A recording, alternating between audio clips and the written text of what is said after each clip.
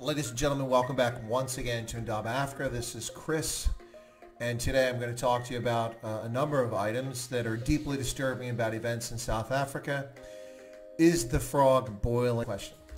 Specifically, 4 topics come to mind that I'm going to talk about here, and very disturbing developments in South Africa while the world is engrossed in the Wuhan coronavirus COVID-19 situation, pandemic, hoax, whatever it may or may not be. That's diverted the world's attention for several months now. But on top of that now, we have this whole discussion with Black Lives Matters and the distortion of events taking place in the United States and around the world. We're back to South Africa.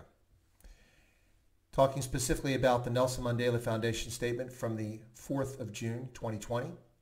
Political and economic oppression of minorities. The palpable fear and desire to seek asylum from state oppression by many South Africans today. And finally, race baiting, intentionally bifurcating society, and stoking racial hatred and fear, along with callous virtue signaling. On the 4th of June 2020, the Nelson Mandela Foundation issued a press release in which it said to the media statement, "Enough, Black Lives Matter." Nothing particularly wrong in that statement, in that they quoted Nelson Mandela from his Rivonia trial in 1964, in which he said the following: "I do not, however, deny that I planned sabotage. I did not plan it in a spirit of recklessness, nor because I have any love of violence. I planned it as a result of a calm and sober assessment of a political situation that had arisen after many years of tyranny, exploitation, and oppression of my people by the whites." The Nelson Mandela Foundation goes beyond his statement and says it's clear that in South Africa, 26 years of democracy have not as yet ensured that black lives matter as much as white lives. What exactly does that nonsensical rhetoric mean? A overwhelmingly majority black government has ruled South Africa since 1994. What oppression is he talking about? The institutions that would oppress are controlled entirely, predominantly by the majority population group in South Africa, that consisting of black South Africans from various tribes and groups and ethnic groups. What oppression is he talking about? In 26 years, that's not been resolved. And if we're talking about oppression, we'll get further into that. Who exactly is being oppressed in South Africa today? I'd argue all South Africans who are not cadres and amongst the elite in the ANC. Some would argue it's minorities, but I would argue it's all South Africans being oppressed by a tyrannical government. More than 1,000 black people die at the hands of police in the U.S. every year. And mass incarceration, predictive policing, targeted surveillance, and a host of other tools render black lives more vulnerable than all others. That's utter nonsense. Absolutely untrue.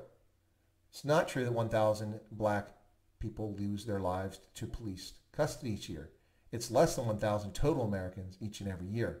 And the majority of them are actually white Americans.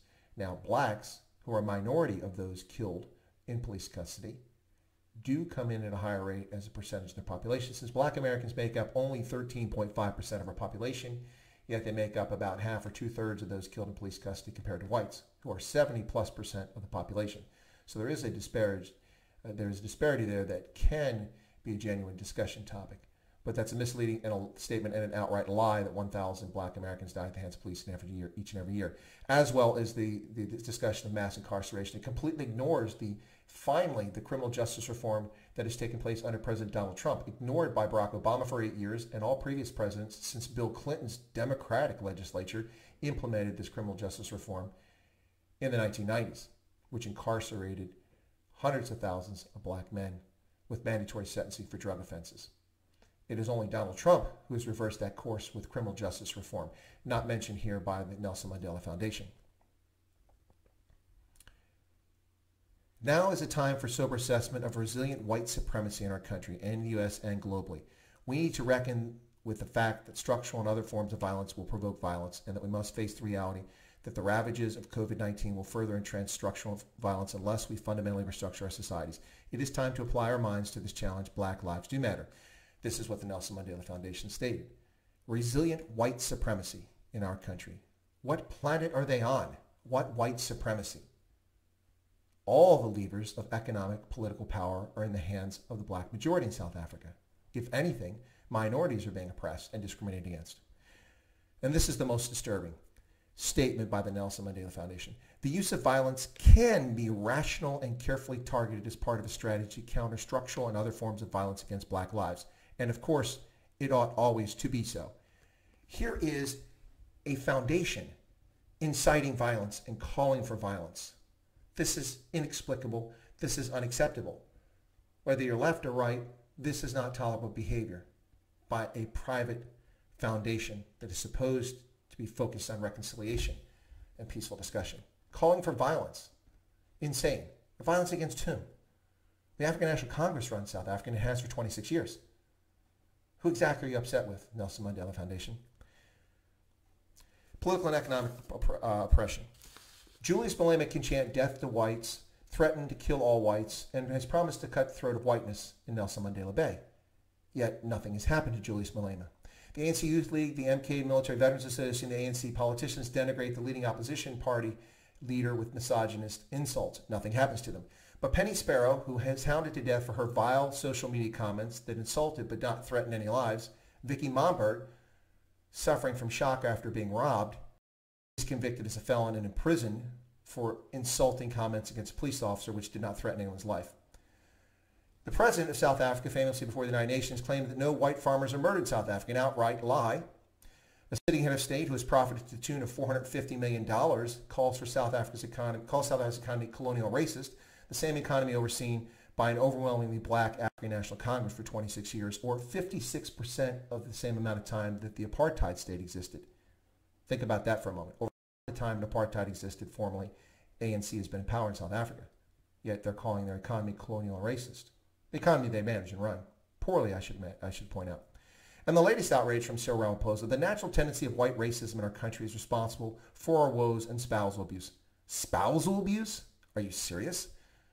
White racism is responsible for drunken, black-colored Indian men beating their spouses in townships, homes, and rural villages? That makes no sense whatsoever. Black economic empowerment discriminates. The Tourism Relief Fund discrimination, denying assistance to non-black business owners, and lower admission scores for non-white students and job applicants are all examples of economic oppression taking place in South Africa against minorities. The palpable fears taking place in South Africa today are quite disturbing. The number of minority South Africans seeking to flee their homeland out of genuine fear for their lives and their welfare is shocking and frightening. I receive daily pleas for people from South Africa asking me on ways how to get out of their country and migrate elsewhere in the world as they're desperate and in fear of their lives and their welfare. And this is from black, white, Indian, and colored South Africans that I hear from on nearly a daily basis. It's quite disturbing and sad as people seek to flee the sinking ship that is the African National Congress governance in South Africa. Tragic on so many levels. And finally, race baiting, intentionally bifurcating society, stoking ethnic hatred, and the fear, stoking ethnic hatred and fear, and callous virtue signaling taking place now, like this press release from the Nelson Mandela Foundation, clearly pandering to the political left with dangerous rhetoric meant to divide society and cow opposition. Well, ladies and gentlemen, this has been a production of the Indaba Africa Group. I'm Chris. I hope you enjoyed this video. If you did, feel free to subscribe to the channel by smashing that subscription button right down there. Feel free to leave comments. I welcome comments. I read them all. And also, I ask that you push the like button. And please feel free to tune in and catch my videos anytime here on Indaba Africa.